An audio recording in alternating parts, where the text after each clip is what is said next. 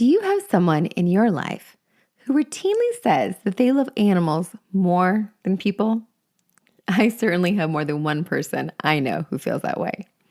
I'm guessing they also have a pet, a dog or a cat perhaps, an animal that you've heard about a time or two. This animal, whom they love more than most, if not all humans, is someone they spend the majority of their time with. During the pandemic, it was who they may have spent all of their time with.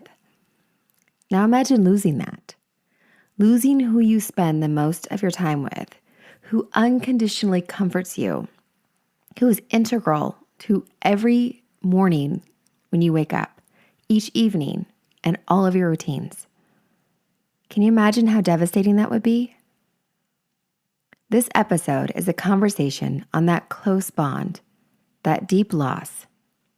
And this week, we're largely focusing on how we, as friends and loved ones, can be of support during that time of loss, and how we need to understand how deep that bond truly is. Next week, we will also speak more directly to those who've experienced that loss. But honestly, that experience is interwoven pretty deeply into both of these episodes, because that loss is huge, and that grief takes up at least 2 episodes. Thank you for being here for this. Welcome to The Grit Show, where our focus is growth on purpose. I'm your host, Shauna Rodriguez, and I'm honored to be part of this community as we journey together with our grit intact to learn more about how to thrive and how to get the most out of life.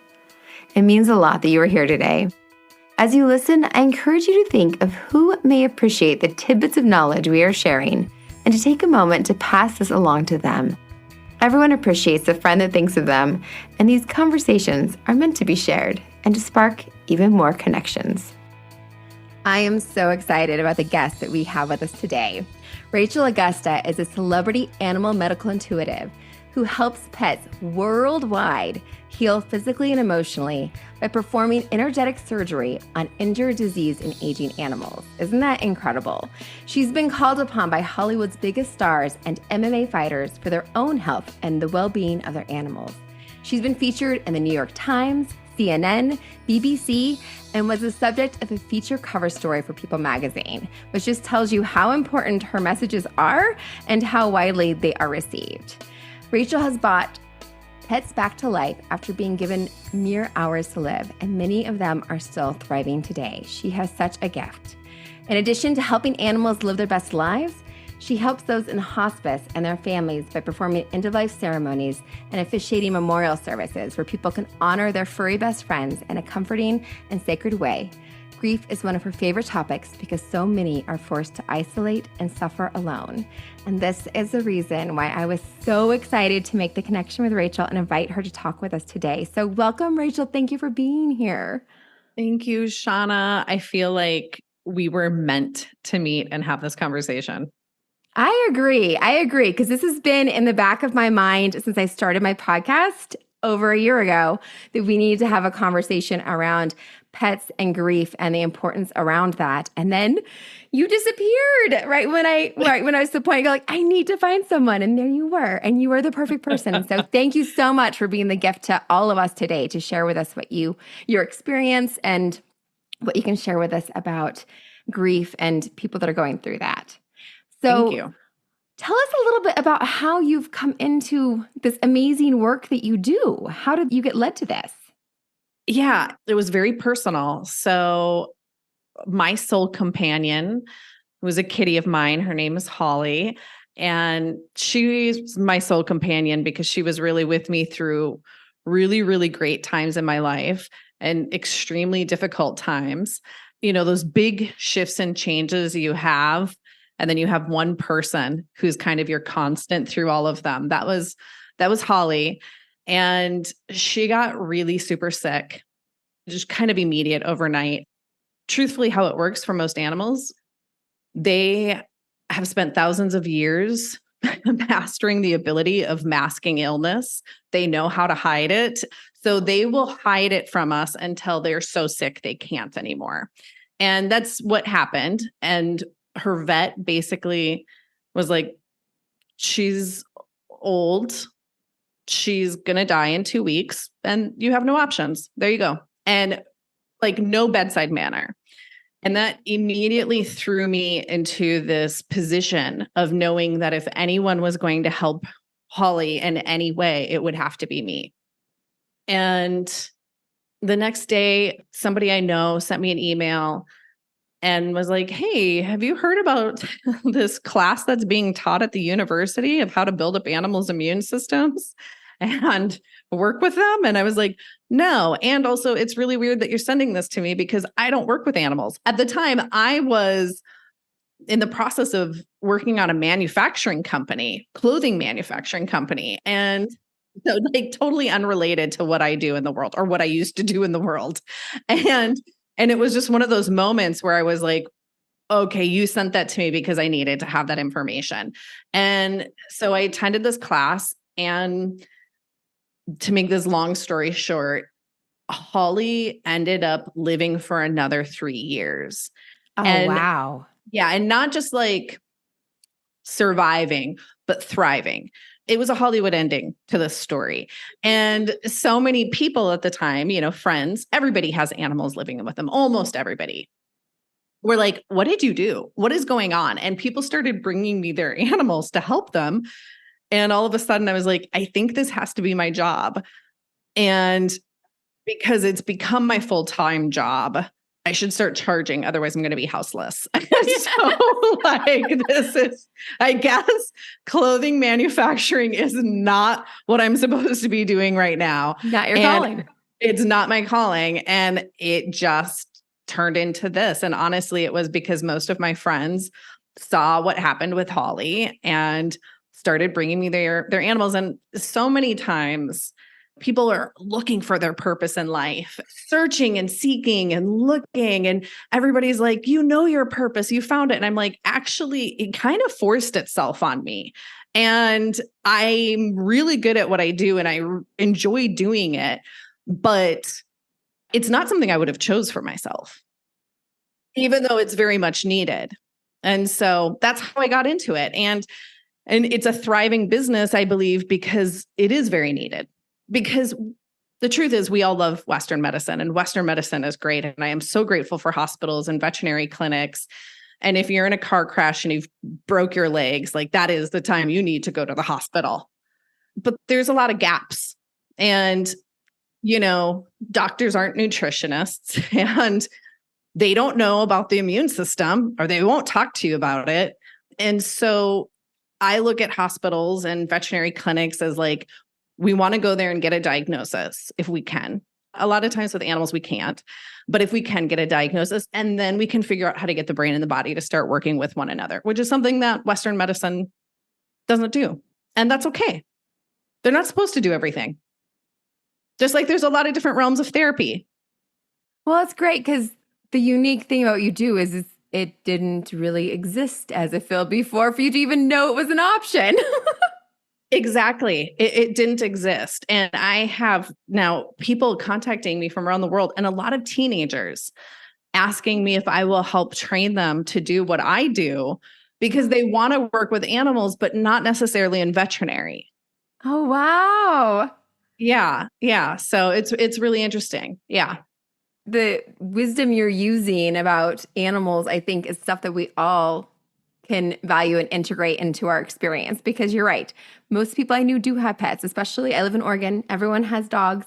A few people have cats. Yes. Yeah. Everyone has animals. And, and then two people will say like, yeah, but where does the intuitive part, like, did you learn that in school? And, how does that play a role? I've even had people ask me like, were you born an indigo child? Which I always just think is kind of a funny question. The truth is that we're all intuitive. Like we're born with intuition. It's part of our instinct. It's when the hair goes up on the back of your neck, that's your instinct telling you something doesn't feel right. But it does require training to learn to listen to yourself. What's interesting is after I got into this work of working with animals and I use my body to figure out where things aren't working in their body. If there's cancer in the body, I can use my body to kind of feel around and be like, oh, I feel it in the left lung. I found out after I'd been doing this that my great grandma did the same thing. And her specialty was tumors and cancer, but nobody had told me that until after I had been doing this for years. Oh, wow. That's amazing.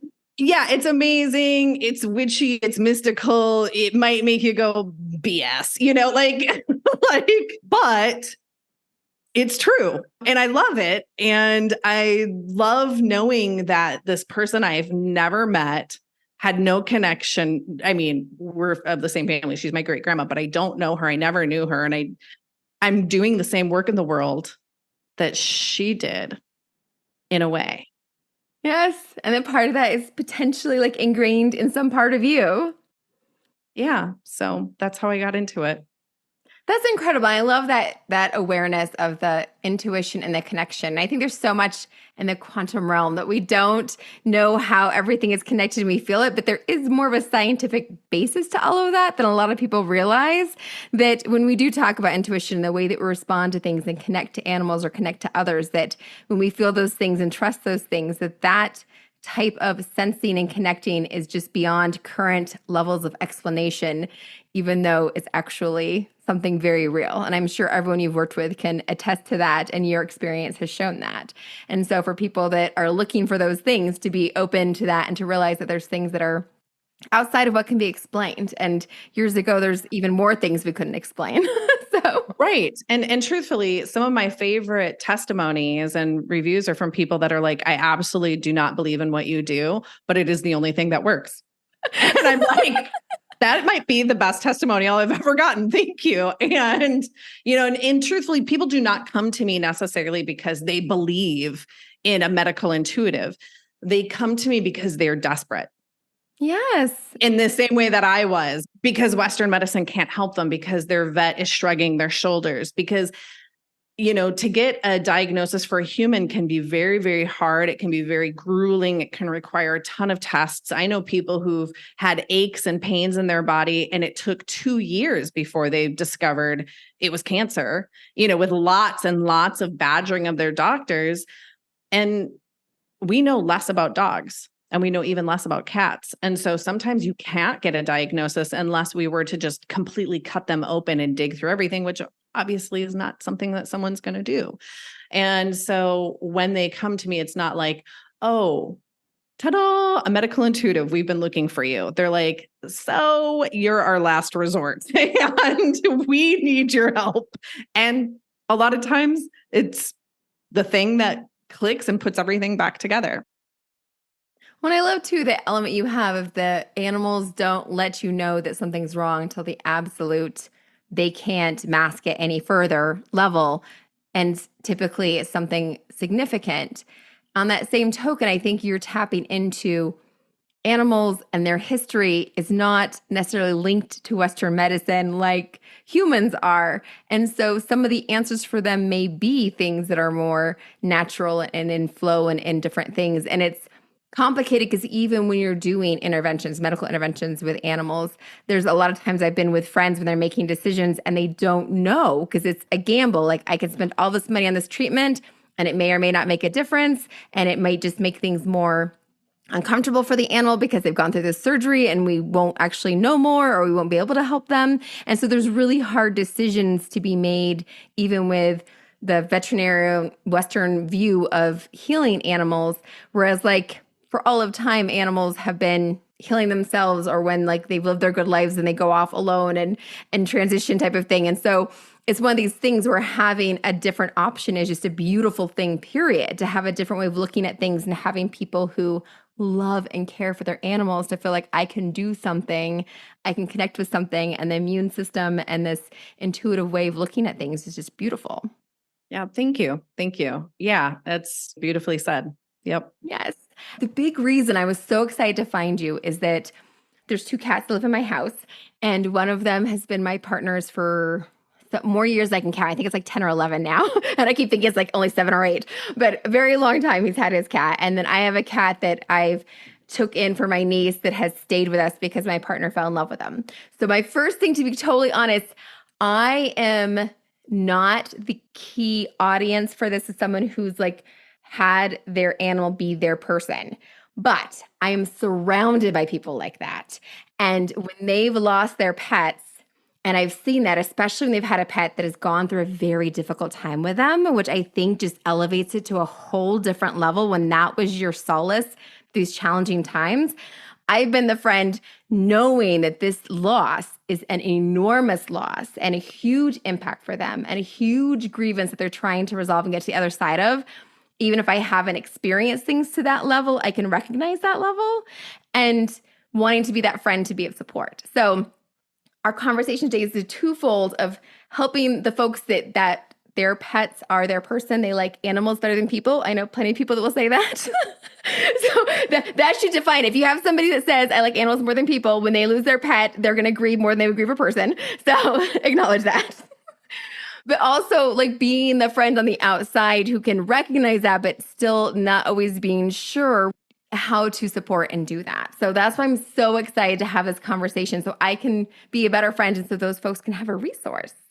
Well, that's really beautiful. And that already advances you beyond most people. Be the fact that you can say, I'm not that person, who's had that sort of experience, a relationship with somebody of a different species, but I recognize that those relationships are really important. That alone is more than what most humans are willing to do for their friends and family members. So that's really beautiful. It's so sad. I know I have dog nephews and nieces that are like my nephews and nieces because they are the children to my siblings, and I have friends who their animals are that dear to them, and so I definitely see that and know that loss and want to make sure that they get a place. They're part of the family. Yes. Yeah, they're yes. part of the family, and just recognizing that is so important. And I have so much to say about that, just that alone, that, people don't understand, they think when a cat or dog dies, they're like, I don't get it. It's just a cat. It's just a dog. But they're not recognizing the relationship. I know a lot of people who have grieved more over the passing of, in quotations, just a cat or just a dog than they did their parents. And it's because it is the relationship, it is the bond between those two people, that it was the time spent and shared, that person's grieving. And if you didn't have a close relationship with your parents, or it was distant, or it was abusive, or whatever it was, you might not grieve them in the same way that you would a constant companion who's with you through all of the good times and all of the bad times. And one of the things I, try and remind people of, and it's like, some people might not even understand that bond. Like, I don't understand how you could be so close to a cat. And what I want to say is that animals will give us the friendship that most humans are incapable of delivering. And consistently. They are not sitting on their cell phones scrolling social media while you're having a conversation with them. It's rare to sit with somebody now who isn't constantly looking at their phone, constantly looking at their smartwatch. Oh, I have a text. You'll be telling them something, and all of a sudden they're deleting notifications. And you're like, it's disruptive.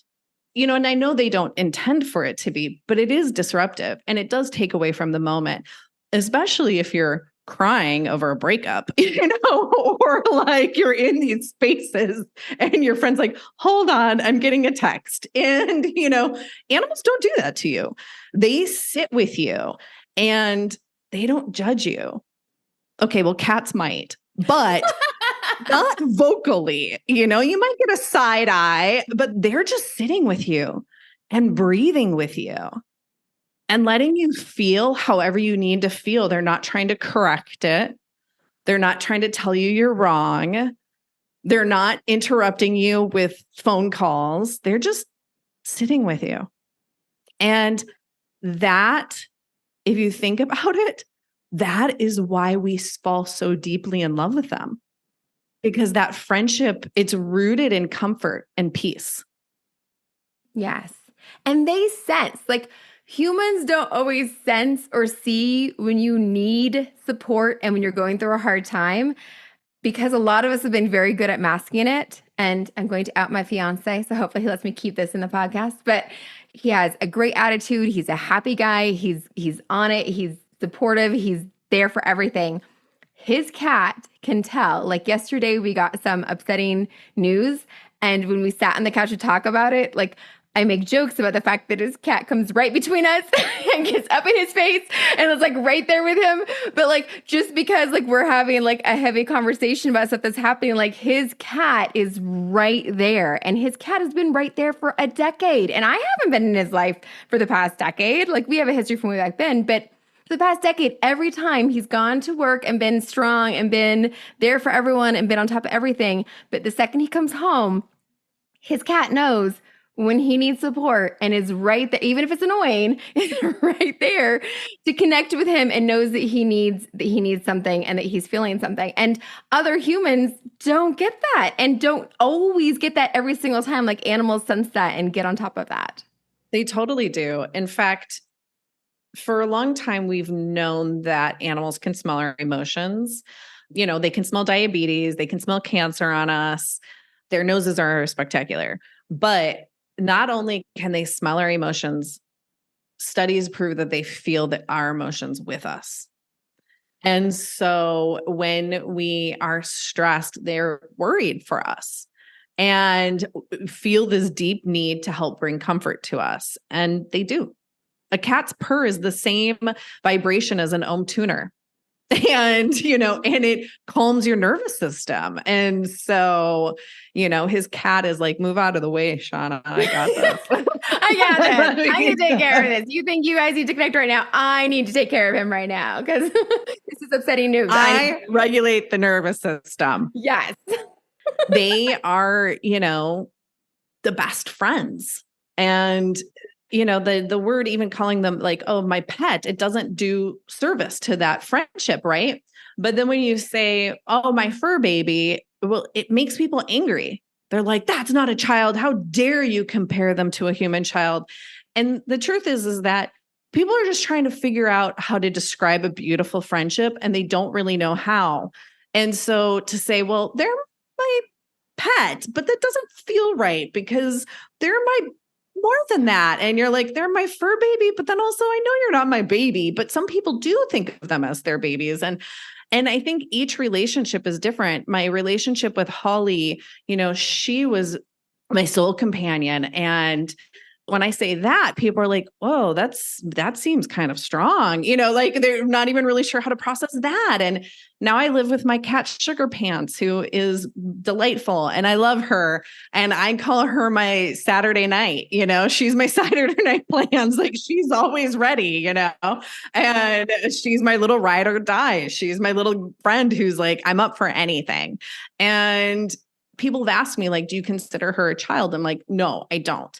I may have Holly because we don't know how to describe it. You know, like, I don't know. She's my best friend. I don't know how to describe this, but it's like, you're ridiculed. I've seen so many people teased for being like, your best friend's a dog. Your best friend's a horse. Your best friend's a cat. Don't you have any human friends? I mean, I see the joke in it. Yeah, my human friends suck sometimes. My animal friends never do. That's what people I know would tell you. Yes. Right. And for me with Sugar Pan, she's an adventure cat. She's hiked in more state parks than most Americans I know. She lived with me and we did van life together. She's, you know, like she's my little bud. And when I'm stressed out, her response is to not come and lay on me and purr and give me love. Her response is to get me to laugh. And so she will do these ridiculous things. And it just kind of reminds me of like, you know, the naughty friend you had in junior high where you're like, we're going to go get in trouble together. That's why I always laugh with her. I'm like, you're my Saturday night. And you know, people ask, I'm like, she's my little ride or die. And we have different experiences together, but it's like, to say like, oh, she's my pet. I'm like, that doesn't really describe the relationship, but calling her a fur baby doesn't really describe my relationship with her either. So I think at its basis is why people have a hard time understanding the grief around animals because they don't necessarily understand the friendship. or the human might not know how to describe the guardian, the person who lived with them. Like they're not just a pet. They weren't just this person I shared a house with, a roommate.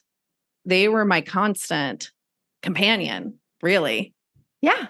And I think that like with my partner and his cat that he's been with for 10 years, that there's like a handful of people that get that Hobbs is his ride or die, right? That they get that. And there's a lot of people that would just never imagine that he has a cat and would never imagine that he was attached to a cat.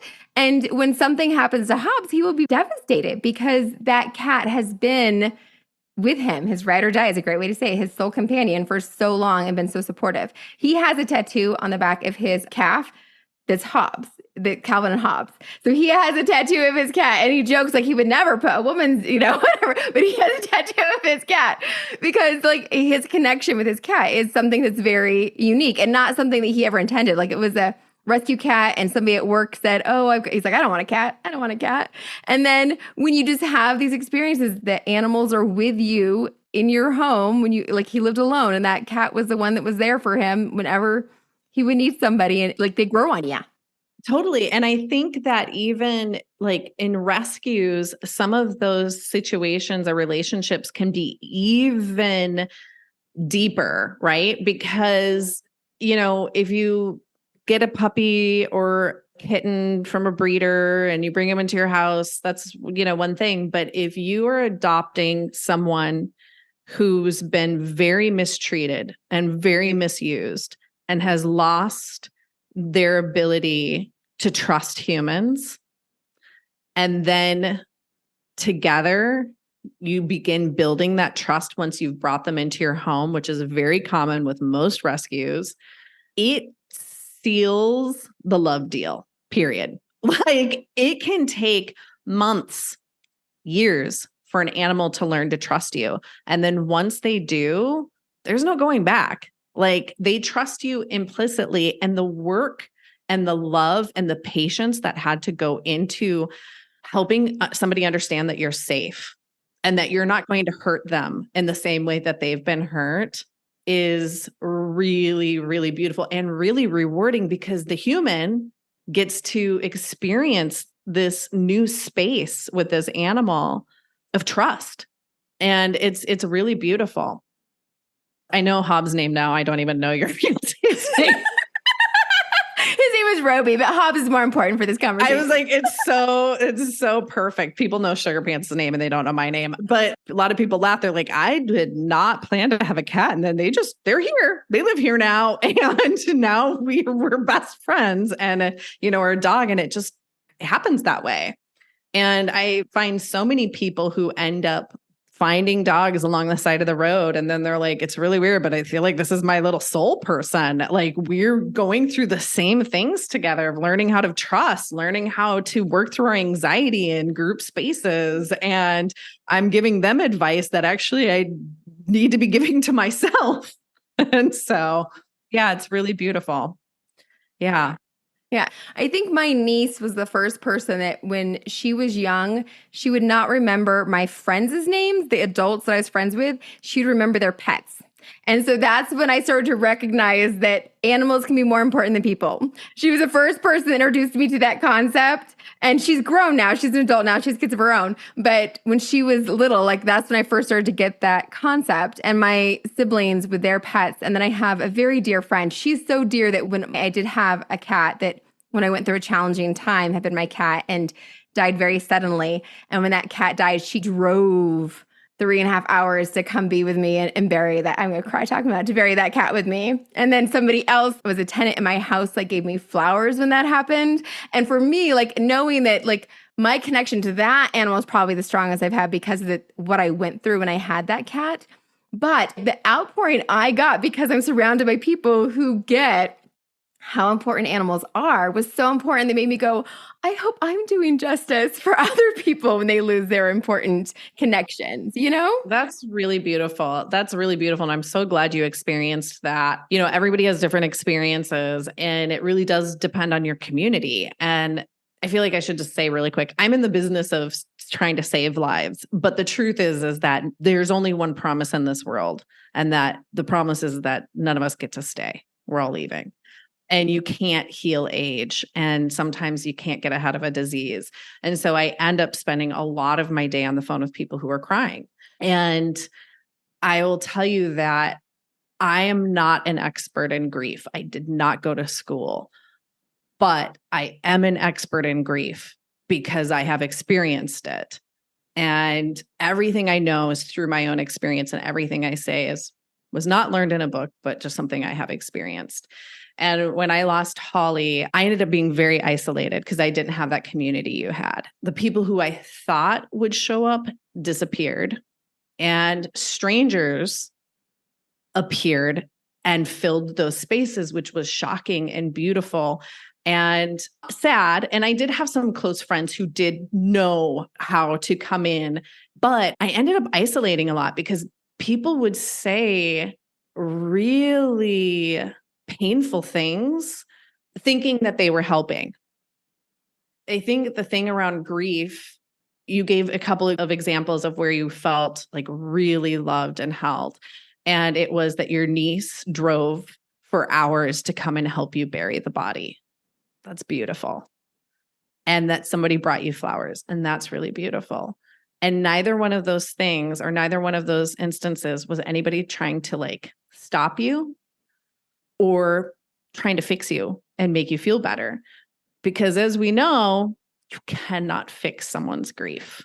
You can't. It's not your job. And I think that, so it's when it comes to animals, it's just recognizing that although this might just seem like a cat to you, this maybe was this person's best friend. And with your fiance and with, a lot of people, our animals are the ones we go to when we're stressed and depressed and sad. And so when we lose them, we no longer have that space. It just goes away. And so it's recognizing that the person who is grieving an animal has lost a very best friend. And that's how we should all look at it, regardless of how we want to classify that friendship. They've lost a very close best friend. And the second part is that you can't fix it.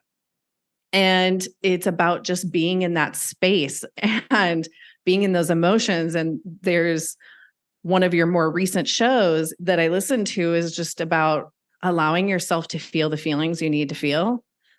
And when you're grieving, allowing yourself to feel whatever it is you need to feel. And if you want to support somebody, allowing them to feel whatever it is they need to feel. And it's really that simple. This is such an important conversation, and we really need more time to cover it. So we are going to keep diving in and spread this into 2 episodes. So everyone who is listening, come back next week. Or if you're listening to this after the final week of August 2023, just jump ahead to episode 60 because you're going to want to hear the rest of this. We'll get to our self-maintenance minute, and there are some amazing resources that Rachel has to offer that you're going to want to know about. Thank you for being here.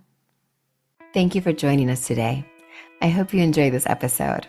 Be sure to jump on over to Instagram and follow us at the.grit.show. And if you aren't already following Authentic Connections Podcast Network at 37 by 27, you should definitely be doing that as well. Don't forget, you are the only one of you that this world has got, and that means something. I'll be here next Tuesday. I hope you are too.